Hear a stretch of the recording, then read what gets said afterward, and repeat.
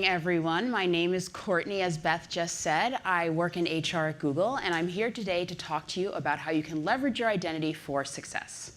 I'm going to ground us in some concepts about identity for us to start. The first is that identity is the lens through which we see the world. If I were to ask you all if you're an objective person, I'm sure many of you would raise your hands and say that you are.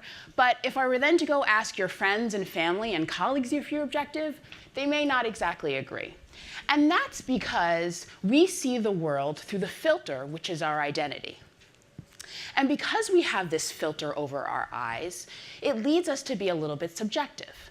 I'm going to use myself as an example. Two of my identities are that I'm a woman and that I'm friendly. So as I look across this room, I see a bunch of friendly women.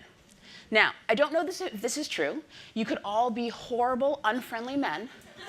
But right now, I'm trying to identify with you, and I'm looking through that filter of my identity. And this is important because if I can identify with you, it makes me less nervous to stand in front of you and speak, which means that I don't have to envision you in your underwear. And that's good because I work in HR, and seeing people in their underwear is not OK in my profession. We're going to do a really quick exercise just to drive home how much your identity shapes what you see.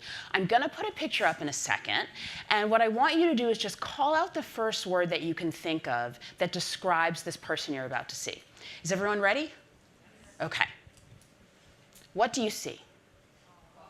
Bald. Keep calling them out. Brave, white, child, young, delicate. OK, so lots of interesting visions of things that we see. I'm going to posit that what you saw, and maybe you didn't call it out, but what you first thought about when you saw this picture has to do with your identity. So for example, if you are someone who thinks of themselves as fashionable, you might have seen this picture and thought, oh, there's someone who has a great sense of style. Conversely, if you're someone who served in the military or knows someone who served in the military, you may have saw this picture and thought, there's a soldier. And then lastly, if you've been touched by cancer in your life in some way, you may have saw this picture and thought, this person's a survivor. We all were looking at the same picture, but how we view the picture often depends on how we individually identify and see the world. The second concept I want to share about identity is that your identity can be leveraged to have an outsized impact. When you leverage your identity, you're able to do three things. The first is really live into your authentic self. Another one of my identities that I have is that I consider myself a plus-sized woman, or as I like to say, a person of heft. And I just want to say, I have been selling person of heft for years. It never gets picked up. I'm really hoping today's the day. So, feel free to share that with friends, but maybe not call friends people of heft. But I consider myself a person of heft. This is an identity that I very proudly wear, but there was definitely a time in my life in the past where it was not something that I was proud about. And it wasn't until I had a pretty significant health scare 5 years ago that I realized that I had to step into this identity, because in not doing that, I was risking my health. Interestingly enough, when I did accept that identity and that part of myself, my health got better, and I lost 100 pounds, which was really great. But more importantly, I got to live more of my authentic self.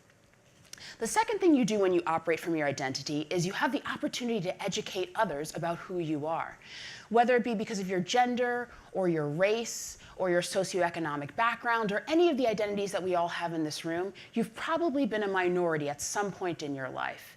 And in these moments, you have a very unique opportunity to educate people in the majority about your experience and to open their eyes to identities that they themselves don't have.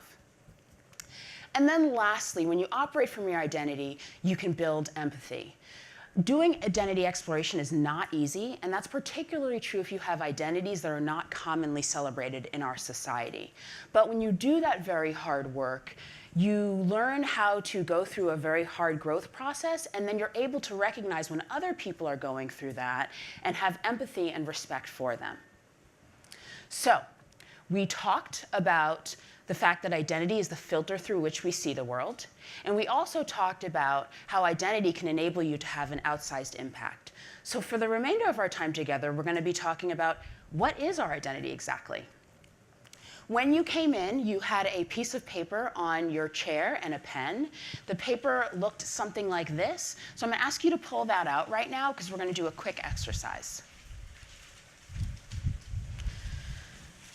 The slide behind me and the paper in front of you has a list of identities, and they are by no means exhaustive, but they do encompass a lot of the identities that many of us hold.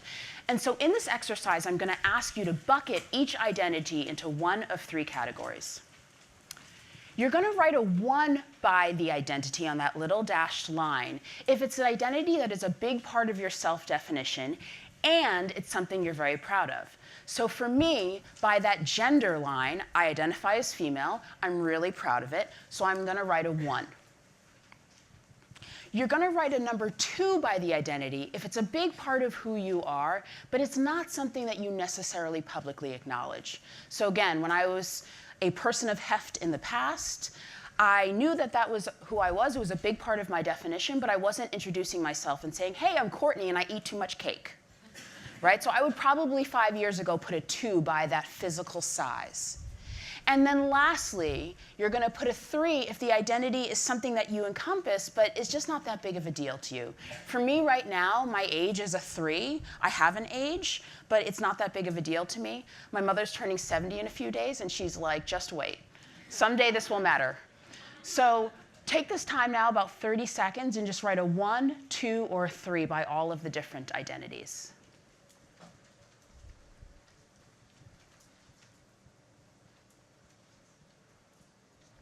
Believe it or not, 30 seconds passes incredibly fast, so it's already time to move on. What we're going to do for the remainder of the next couple of minutes is fill out the questions that are right on the back of this sheet. So hopefully you're able to put numbers by all of your identities. And I want you to spend some time reflecting on these 3 questions. The first is, what did you learn from this exercise? You may have had a big Oprah aha moment, and if you did, I'm going to start passing out cars. Just kidding. But even if you didn't, there may have been something that you learned as you put the identities into different buckets, so just jot that down. The second, which I would think is even a little bit more important, is what are things that you wrote down as a 2 that you would someday like to move to a 1? And what would it take for that to happen? So for example, if you identify as a lesbian and you're not out at work, what would it take for you to feel comfortable to be out at work, both individually and in that environment? And then lastly, what does this exercise make you want to do?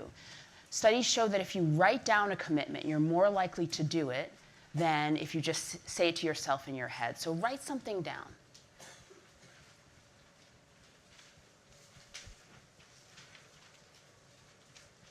Please take the time to finish these sheets if you weren't able to, and thank you so much for your attention. Have a wonderful rest of the day.